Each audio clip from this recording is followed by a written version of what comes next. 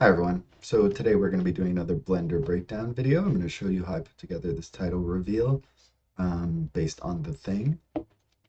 So it's a pretty simple setup.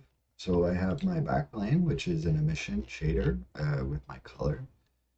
I then have my circle reveal plane, which I'll explain this whole node tree in a little bit. Then we have this middle section, which is my domain for my fire simulation. I then have my ring of fire, which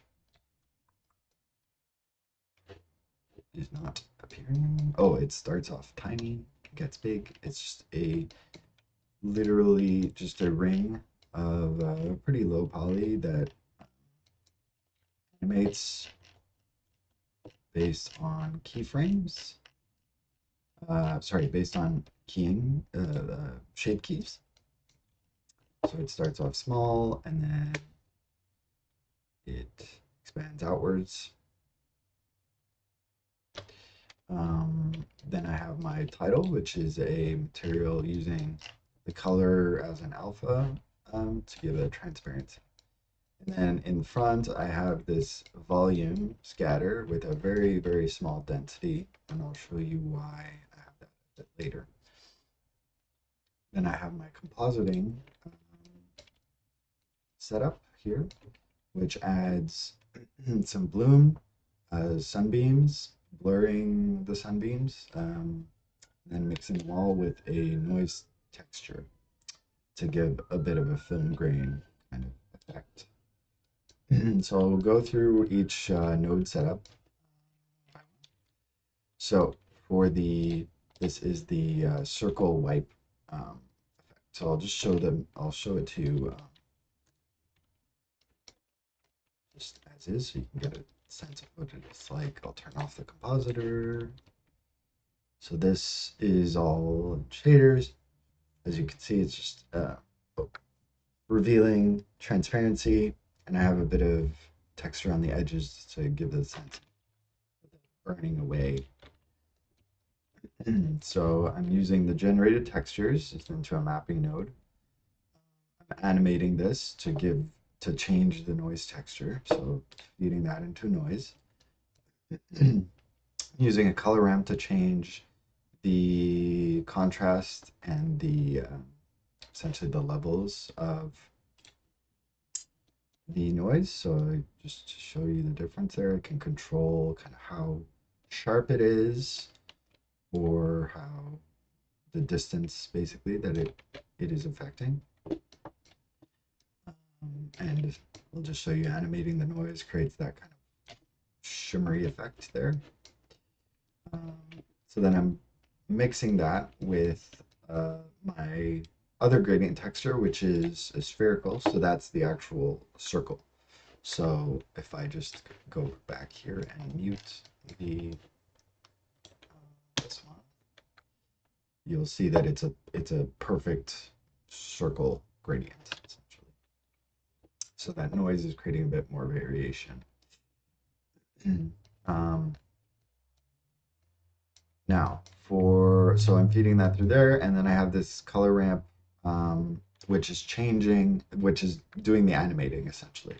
So at the beginning, at the first frame, the white is all the way to the right, and then gradually as the animation plays, the color ramp animates to create the sweeping out motion. I'm feeding that through another color ramp node to give this tone, the color, and then that is going into the color and the strength of an emission shader. So this is emitting light so that in the compositor it gets picked up by the glow as well. I'll keep that enabled. So then what's happening down here? So this noise texture, again, being fed through a color ramp, I'm overlaying that with, I'm taking that same ramp and I'm overlaying another noise texture onto it oh yeah, I'm multiplying the strength of this color ramp for the emission to make it brighter. So I want to keep the color the same, but I want to make it brighter. So I split the node here, just feed the color directly in, and then I multiply it to make the emission strength higher. So then, yeah, another noise texture here being fed into another color ramp, and then I'm overlaying that with this color ramp gradient to affect my alpha. So without, again, without those nodes, it would be more of a perfect. There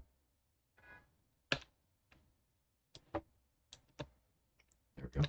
So it just gives a bit of, it adds a bit of holes in the alpha, so that's not a perfect. I mean, it's not perfect, but just to give a bit more variation into the burning away effect there. So that's that plane. I'll do the text plane first. I mean, that's pretty straightforward. Like I said, it's just an image texture where the text is white and the background is black. And then I feed that color into my alpha so that the white is transparent. So then you get a cutaway effect. I tried doing this with geometry at first because I like having the flexibility of working with geometry. But with fonts, sometimes depending on what font you're using, you can get really high density meshes out of it, and then the computation time goes up if you're trying to do a Boolean or if you're trying to do some operation with the geometry. So I found it just easier to use texture. So I'll hide the other planes and show you my simulation, and I'll hide this volume as well. So the simulation, what I did is I took my smoke fire ring here object, which, like I said, it's just it starts off as a very tiny ring. That's my basis shape key. And then in my key one, it's just scaled outward. And I made sure that once it's scaled outward, it's still very thin. So that once it's animating, it maintains a relatively thin profile. So I use that to be my flow source for my domain. And I made my domain quite thin because I don't really need much three-dimensionality, just a bit to give some sense that it's a 3D fire, but it's set to 128 resolution, which is all right. It doesn't take too long to bake. I baked the information so that I'm not having to rebake all the time. I added a turbulence effect just to create some, you know, so the fires are going straight up. It creates some variation here. I'm also using in the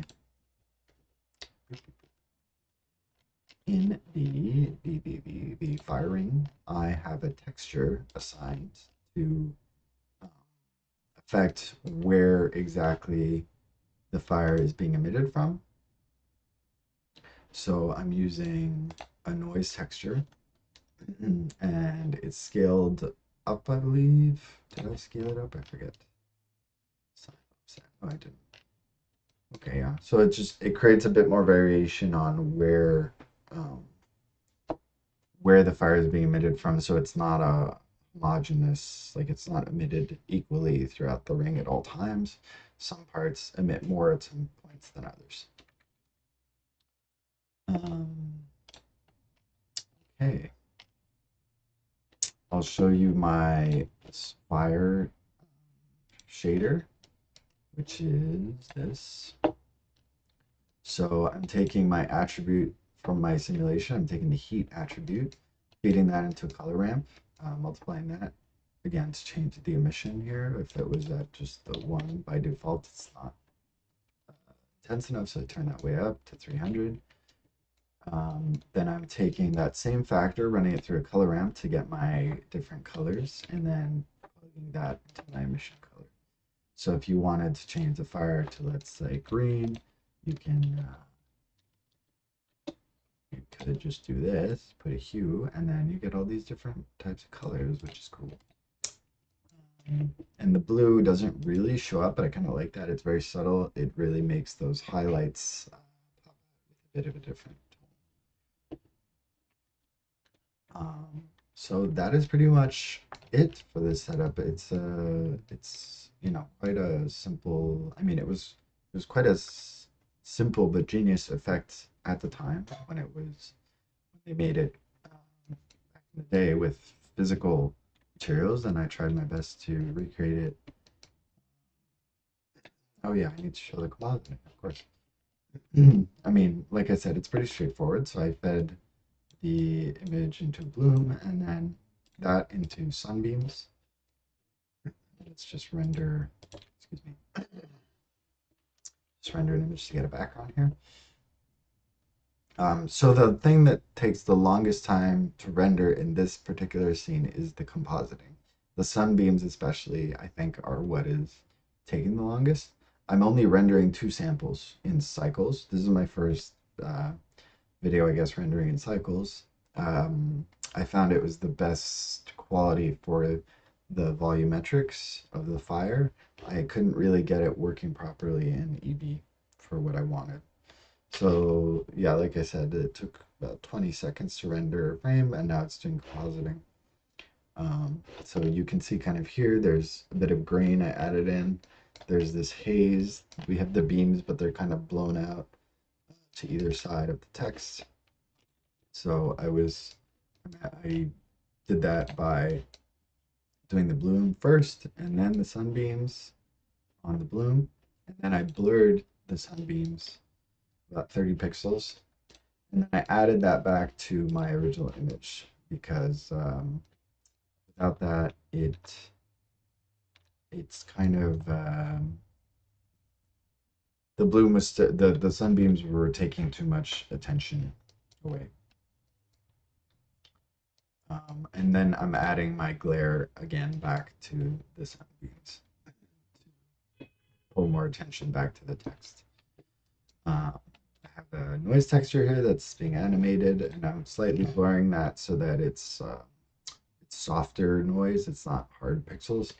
And then I'm multiplying that with my final image at a very low percentage just to give a kind of film grain effect, although it probably won't show up properly on YouTube or social media or wherever I post this. But trust me, it's there and it makes quite a difference noticeably. Let me see if I missed anything. Oh yeah, the volume. I added the volume because of the fact that I'm doing a low